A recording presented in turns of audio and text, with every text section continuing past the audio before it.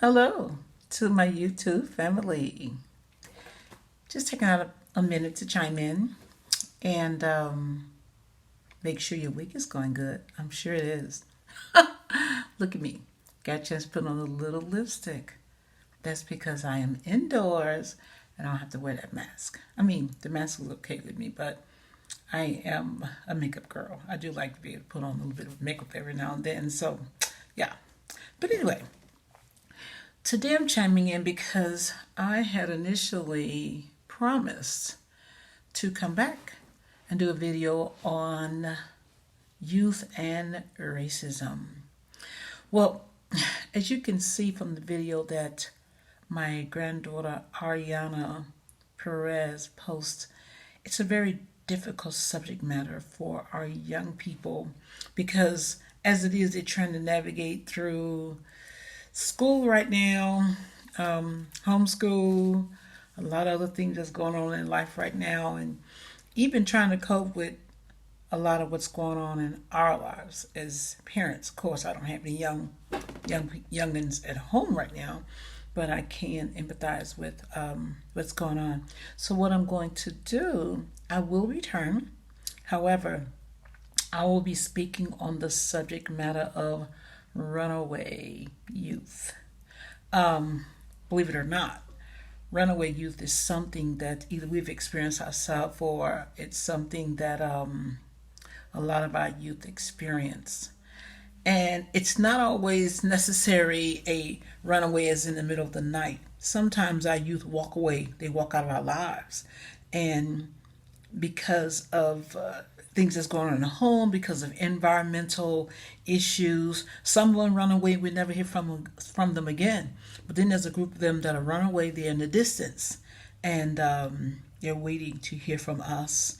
They're waiting for an apology sometimes. Sometimes they are waiting for just us being more responsible for the toxic environment that was provided for them. Even sometimes things that happen to them, they try to tell us about, and we dismiss it or we don't take out the time to really listen. So those are some of the topics I really would like to dwell on moving forward.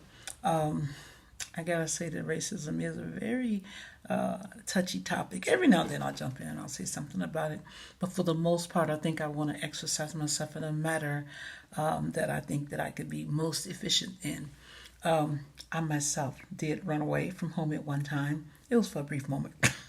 Nothing really great.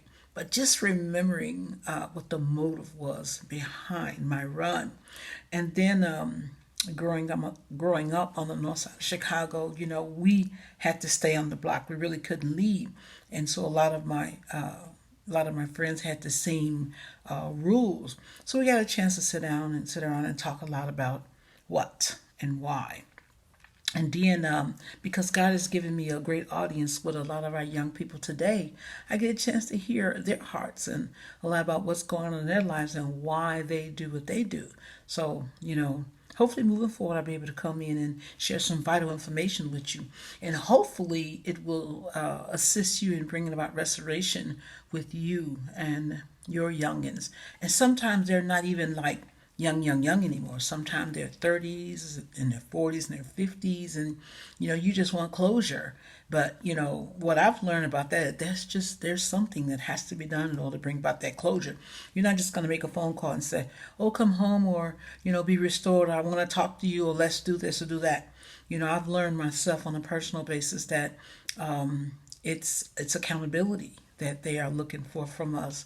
And you can never go back and rehatch all of the bad years of whatever happened, but they sometimes just want accountability. So let's talk about these things moving forward. Of course, I'm going to be the one doing all the talking, and you're going to be the one on the receiving end. So I'm hoping that I'll be able to get some vital information that's going to really be able to help to bring restoration to your family, and even some information that you can share with others that will be able to bring restoration to their family. Once again, it's Patricia Perez with the Perez House. It is a nonprofit organization. Of course, in the pandemic, our we're very limited to as to what we can do right now, but we do assist at-risk teens and youth.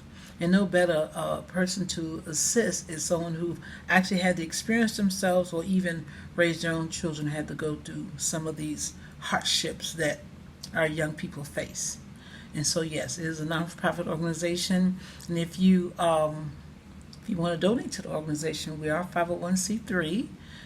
You could email me, and I'll be more than glad to give you more information about how you can donate to our organization. It is Solomon's Children 52 at gmail.com. SOLOMONS 52 at gmail.com. And I'll be more than glad to provide some more information as to how you could fund us, how you can assist us in moving forward in some of our projects. For instance, we do have a major project coming up.